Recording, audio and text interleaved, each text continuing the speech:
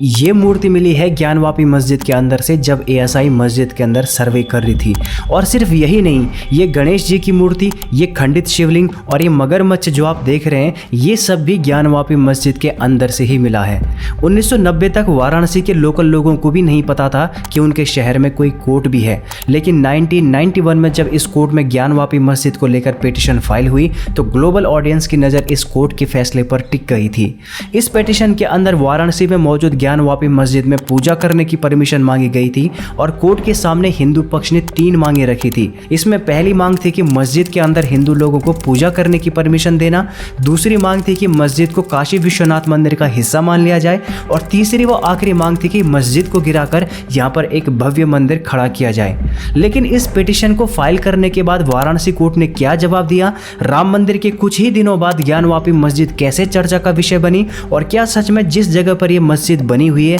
पहले वहां पर कोई मंदिर हुआ करता था, इस वीडियो में मैं इस पूरे विवाद को पूरे विस्तार से समझाऊंगा।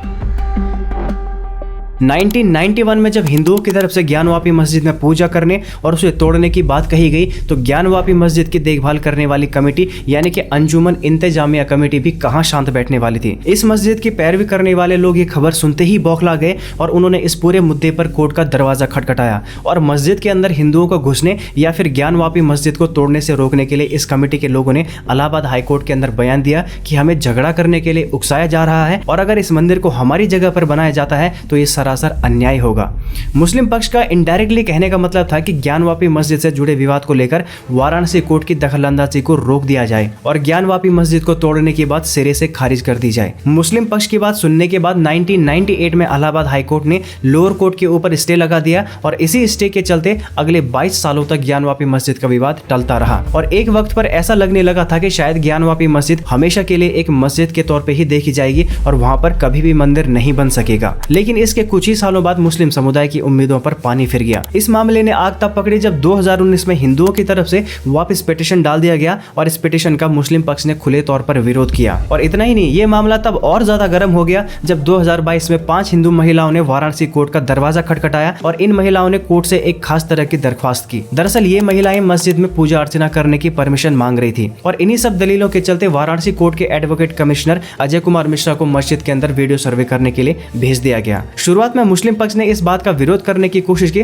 पर कोर्ट के फैसले के आगे उनको झुकना पड़ा और अजय कुमार मिश्रा द्वारा मस्जिद के अंदर वीडियो सर्वे किया गया और इस सर्वे में कुछ ऐसे खुलासे हुए थे जिसके बारे में किसी को जरा भी उम्मीद नहीं थी। इस सर्वे की रिपोर्ट के बाद हिंदू पक्ष का कहना था कि ज्ञानवापी मस्जिद में एक शिवलिंग मौजूद है और ऐसे में यह साफ हो जाता है कि इस जगह पर मंदिर को तोड़कर ही मस्जिद बनाई गई है। और वहीं दूसरी तरफ मुस्लिम पक्ष ने अपने बचाव में कहा कि the places of worship act 1994 के तहत किसी भी धार्मिक जगह की वीडियोग्राफी करना धर्म के उल्लंघन जैसा है। ये खबर सुनते ही देश भर की मीडिया में एक तरह की खलबली मच गई और अब दोनों ही पक्ष एक दूसरे पर टूट पड़ना चाहते थे और जाहिर है कि इस घटना के बाद मुस्लिम पक्ष बहुत ही ज्यादा भड़क उठा था और मुस्लिम पक्ष ऐसा बिल्कुल भी नहीं चाहता था कि उनकी कही गई बात पर सवाल उठाया जाए और मस्जिद के अंदर छानबीन की जाए। लेकिन यहाँ पर ध्यान देने वाली बात यह है कि मस्जिद के अंदर वीडियोग्राफी में शिवलिंग के अवशेष मिले हैं और नरसिम्हा राव के द्वारा लाए गए कानून की माने तो अगर कोई स्ट्रक्चर पहले से बना हुआ है तो उस पर किसी भी तरह का झगड़ा नहीं किया जा सकता। तो वीडियोग्राफी और नरसिम्हा राव जी के द्वारा बनाए गए कानून की वजह से ज्ञानवापी मस्जिद पर विवाद और ज्यादा गहराता जा रहा था और मुस्लिम पक्ष धीरे धीरे कमजोर पड़ता नजर आ रहा था। और इन्हीं सब चीजों के चलते 2022 में अंजुमन कमेटी ने वाराणसी कोर्ट में एक पिटीशन फाइल की, लेकिन वाराणसी कोर्ट जो सालों से इस केस को संभालती आ रही थी उसने भी फैक्ट्स को जांचकर आखिर में अंजुमन कमेटी की पिटीशन को रिजेक्ट कर दिया और इस पिटीशन को खारिज करने के बाद ही वाराणसी कोर्ट ने बात की तह तक जाने के लिए ज्ञानवापी मस्जिद की जांच को आर्कियोलॉजिकल सर्वे ऑफ इंडिया यानी कि एएसआई को सौंप दिया। ऐसे में कुछ दिनों तक चले इस सर्वे के बाद सामने आया कि ज्ञानवापी में पहले एक मंदिर हुआ करता था और आज के वक्त ज्ञानवापी मस्जिद जिस जगह पर बनी हुई है उसको पुराने मंदिर को तोड़कर स्थापित किया गया है। इस सर्वे में यह भी बताया गया है कि पहले के समय जहां जो मंदिर हुआ करता था वो बहुत ही ज्यादा बड़ा था और उस मंदिर को तोड़ने के बाद मस्जिद को पूरी तरह से मॉडिफाई किया गया है। अब ये एएसआई का जो कंक्लूजन है मैं वो आपको पढ़ के सुना रहा हूँ। It can be said that there existed a large Hindu temple prior to the construction of existing structure.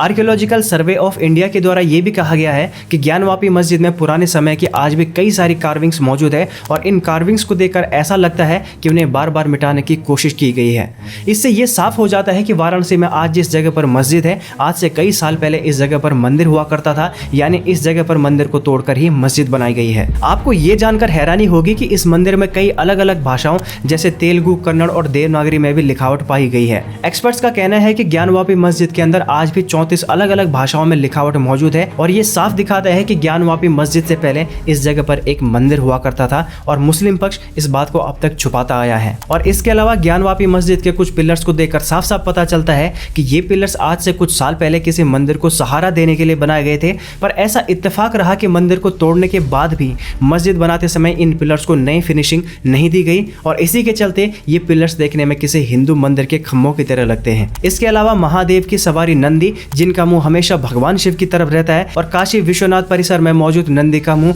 मस्जिद की तरफ है। ये बताता है कि ज्ञानवापी परिसर यानी आज का ज्ञानवापी मस्जिद पहले मंदिर ही था और कई आर्कियोलॉजिस्ट और हिस्टोरियन इस बात से एग्री भी करते हैं। कहा जाता है कि जब औरंगजेब की सेना ज्योतिर्लिंग को नुकसान नहीं पहुंचा सकी तो उन्होंने गुस्से में आकर परिसर में बाहर खड़े नंदी पर ही हमला कर दिया और नंदी पर खूब हथौड़े चलाए, मगर इसके बावजूद भी औरंगजेब की सेना नंदी को अपनी जगह से नहीं हिला पाई। इतिहास को पीछे छोड़ते तो आज से कुछ समय पहले ही ज्ञानवापी मस्जिद के करीब से काशी विश्वनाथ के कॉरिडोर को बनाया गया था और इस कॉरिडोर का रास्ता सीधा घाट की तरफ खुलता है और इसी कॉरिडोर के ठीक बगल में ज्ञानवापी मस्जिद है। और इसी बात को ध्यान में रखते हुए कुछ हिंदू समुदाय के लोगों का ये भी कहना है कि आज से कुछ समय पहले ये मंदिर काशी विश्वनाथ का ही हिस्सा था और इस मंदिर की जगह पर मुस्लिम समुदाय के लोगों ने कब्जा करके यहाँ पर मस्जिद बना ली। यहाँ पर मैं आपको एक बात बता दूं कि बाबरी मस्जिद की तर्ज पर ज्ञानवापी मस्जिद पर भी काफी लंबे समय से विवाद चल रहा है और इसीलिए हाईकोर्ट ने एएसआई को इसके जांच के निर्देश दिए थे और एएसआई के द्वारा कंडक्ट किए गए सर्वे की रिपोर्ट 18 दिसंबर 2023 को कोर्ट में सबमिट की गई थी और इस रिपोर्ट की कॉपी हिंदू और मुस्लिम दोनों पक्षों के लोग देखना चाह रहे थे। इस मांग को देखते ही दोनों ही पक्षों को आर्कियोलॉजिकल सर्वे ऑफ इंडिया के द्वारा की गई छानबीन की रिपोर्ट सौंप दी गई है और इस रिपोर्ट को देखने के बाद ही हिंदू पक्ष के वकील ने जनता के सामने ये खुलासा किया है कि आज जिस जगह पर ज्ञानवापी मस्जिद मौजूद है वहां पर कुछ सालों पहले एक विशालकाय मंदिर हुआ करता था और उस मंदिर को तोड़कर ये मस्जिद बनाई गई है जिसके अवशेष खुद आर्कियोलॉजिकल टीम ने जुटाए हैं। हालांकि अभी इस पर कोर्ट का डिसीजन आना बाकी है, तो देखते हैं कि कोर्ट इसके बारे में क्या कहता है। बाकी आज की वीडियो में बस इतना ही। अगर आपको वीडियो अच्छी लगी होगी तो लाइक जरूर करना और ऐसी इन्फॉर्मेटिव वीडियो देखने के लिए चैनल को सब्सक्राइब जरूर करना। मैं मिलता हूँ आपको एक ऐसी नई इन्फॉर्मेटिव वीडियो के साथ, तब तक के लिए जय हिंद, वंदे मातरम।